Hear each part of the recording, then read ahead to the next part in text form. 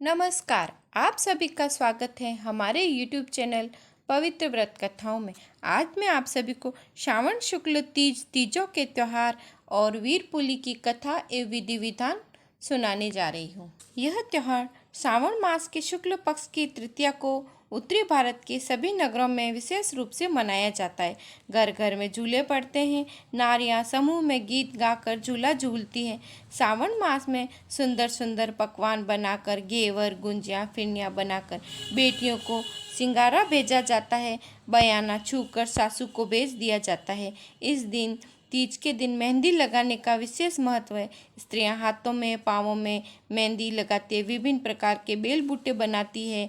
तीजों पर मेहंदी रचाने की कलात्मकता परंपरा समाज में चली आ रही है। स्त्रियां पैरों में आलता भी लगाती है, जो सुहाग का चिन्ह माना जाता है।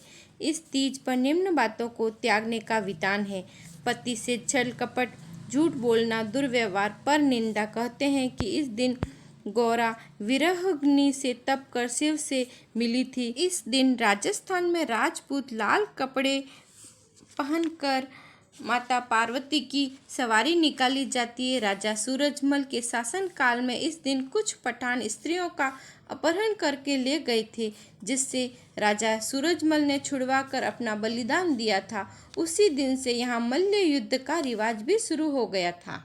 वीर पुली यह व्रत श्रावण मास के तीसरे रविवार को मनाया जाता है। बहनें अपने भाई की दीर्घ आयु और सर्वतोमुखी प्रगति के लिए यह व्रत श्रद्धापूर्वक रखती है। व्रत के दिन बहनें अपने भाई के घर एक ही बार भोजन करती है। संपूर्ण उपवास नहीं रखा जाता इस दिन। कथा इस प्रकार है। एक गांव था। गांव में एक धनवान सेठ रहता था। सेठ जी के 2 संतानें थी, एक बेटा और एक बेटी। बेटी का शुभ विवाह पास ही के गांव में किया गया। वीरपुली का पर्व आया, उत्सव आया। माँ की ममता जागी। बेटे से कहा, तू अपनी बहन के लिए वीरपुली लेकर जा। माँ की आज्ञा से बेटा बहन के लिए वीरपुली ले जाने के लिए तैयार हुआ। जाते जाते रास्ते में एक बड़ा आश्चर्य हुआ। मार्ग में एक सर्प जलने के लिए जा रहा था। भाई ने उसे आवाज देकर रोका। सर्प को क्रोध आ गया। उसने भाई से पूछा, तुमने मुझे जलने से क्यों रोका? अब मैं तुम्हें स्वाह कर दूंगा। भाई के पसीने छूट गए। भाई का शरीर पानी पानी हो गया। सर्प देवता से प्रार्थना करने लगा कि आज मेरी बहन के वीरपुली का व्रत है, लौटते समय मुझे खा जाना। सर्प ने कहा, मैं मनुष्य जाति पर भरोसा नहीं करता।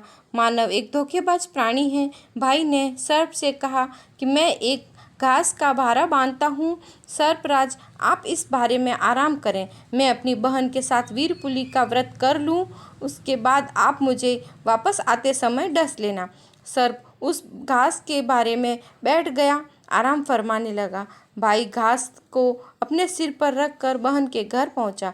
भाई का मुरझाया हुआ चेहरा देखकर बहन ने भाई से पूछा कि आज आप ऐसे उदास क्यों हैं? घर में सब कुशलता तो है? भाई ने कहा कि परिवार पर कोई संकट नहीं है। बहन ने भोजन तैयार किया, वीरपुली की कथा सुनी, गेहूं की फूली सेकी। फूली सेकते सेकते बहन गाती थी कि धाणी सेकूं फूली सेकूं मारा विरारा वैरी सेकूं, धाणी सेकूं फूली सेकूं मारा विरारा वैरी सेकूं। गीत गाते गाते गठरी में बंधा हुआ सांप है जो जल कर मर गया। भाई बहन एक साथ बैठकर भोजन किया। थोड़ी देर बाद बहन की भैंस घर आई।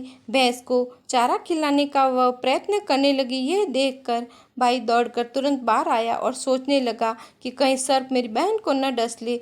ईश्वरीय चमत्कार हुआ। भारे में बंधा हुआ सांप बहन के धाणी सेकू फूली सेकू मारा विरारा वैरी सेकू गीत के प्रभाव से जलकर स्वर्ण में परिवर्तित हो गया। बहन ने आश्चर्य से अपने भाई से पूछा, यह सब क्या है? क्या तुमने कहीं चोरी की या डाका डाला? भाई ने बहन को समझाया कि यह सर्प मेरा शत्रु था, मेरा वैरी था। फूली सेकते समय तुम्हारे मंत्र के प्रभाव से ये जलकर भुन गया है। अब यह गहना है, तेरी किस्मत का है और तू रख ले। फिर भाई अपने घर लौट आया। मार्ग में जो हुआ वह सब अपनी माँ को कह सुनाया। गहना बहन को दे दिया, यह भी बता दिया। पति का कहना सुनकर उसकी पत्नी ने कहा कि आप गहना बहन को क्यों दे आए? आप तो मूर्ख हैं, भोले भाले हैं, अक्ल का कोई ठिकाना नहीं है। गहना बहन को क्यों दिया? तुरंत जाओ और गहना लेकर जल्दी लौट आओ। भाई ने अपनी स्त्री को बहुत समझाया पर वह एक न मानी। जगत का नियम है, पुरुष सदैव स्त्रियों के अधीन रहता आया है। देवता भी देवियों की अधीनता को स्वीकार करते हैं। पत्नी की जिद के आगे वह झुक गया और बहन के घर जा पहुंचा। बहन को सब कुछ बता दिया।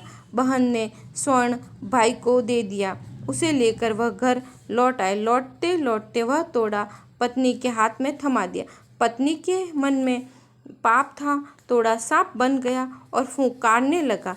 भय के मारे उसने वह अपने पति से कहा, इसे जल्दी से ले जाकर अपनी बहन को पुनः लौटा दो। यह तो हमारा काल है, महाकाल है। भाई ने सर्प को पकड़ा तो वह फिर से गहना बन गया। उसे ले जाकर अपनी बहन को सुपुर्द कर दिया। इस कथा का हेतु यह है कि बहन को दिया हुआ कभी भी वापस नहीं लेना चाहिए। बहन की किस्मत का ही उसे मिलता है। जय वीरपुली। वीरपुली की कथा सुनने वालों के लिए परम कृपालु परमात्मा से मेरी अंतःकरण से प्रार्थना है कि जैसा भाई को वीरपुली के दिन लाभ हुआ, वैसे ही लाभ आप सबको सदैव प्राप्त हो। जय वीरपुली। आप सभी को मेरी कथा पसंद आई हो तो प्लीज़ लाइक, शेयर, सब्सक्राइब कीजिए और कमेंट बॉक्स में डालिए कोई नई कथा सुनना चाहते हैं। धन्यवाद। जय श्री कृष्ण।